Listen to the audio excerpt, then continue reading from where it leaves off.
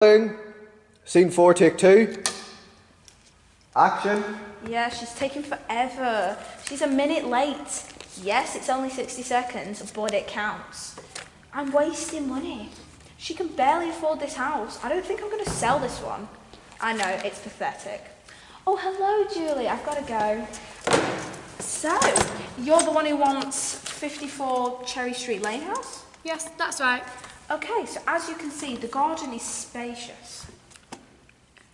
And the rooms have got wonderful views in there. It's a horrible colour. I mean, the decoration just needs some updating. But the kitchen doesn't work. That won't cost too much to fix. Look, I don't like it. What is it you're looking for?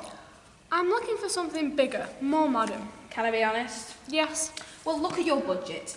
Right there, it says you can barely afford this house. How dare you? Well, if you're so sure that you want a modern house, I can show you our best feature.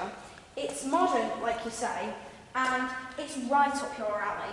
So, therefore, it's the most prized possession of this estate, the door. How dare you? Would you like to take a look at it? No.